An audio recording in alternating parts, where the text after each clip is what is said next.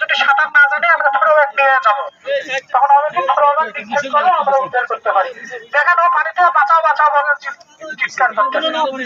তো দেখেন আমার উদ্ধার ওই যে উদ্ধার কর্মী আছে সে থ্রোব্যাক নিক্ষেপ করতেছে। দেন থ্রোব্যাক করে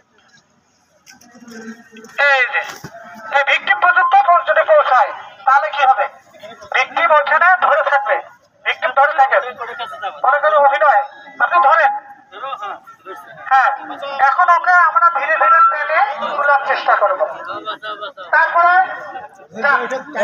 একটা ভিক পায়া নিয়ে যাচ্ছে এবং যে উদ্ধারকারী সেও কিন্তু লাইফ জ্যাকেট পরবে, সে লাইফ জ্যাকেট পরতে হবে।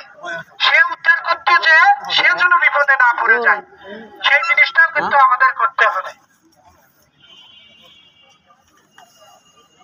এখন এই যে ভিক পায়ার সাহায্যেও আমরা খুব সহজেই কিন্তু এই কার্যক্রম করতে পারবো। উদ্ধার যে প্রক্রিয়ার যে কার্যক্রম সেটা কিন্তু আমরা করতে পারবো।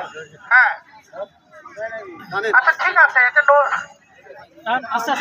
পানির উপরে যদি থাকে এটা খুব সহজেই কিন্তু সম্ভব।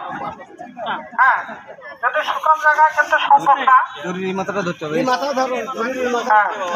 পানিতে সম্ভব। পানিতে এর চেয়ে অনেক ভারী বস্তু আমরা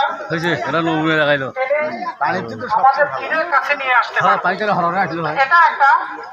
আর লাইফ জ্যাকেট আছে বাসা বাড়িতে, কিন্তু আমাদের কিন্তু লাইফ জ্যাকেট নাই অবশ্যই অনেকেরই নাই। আমরা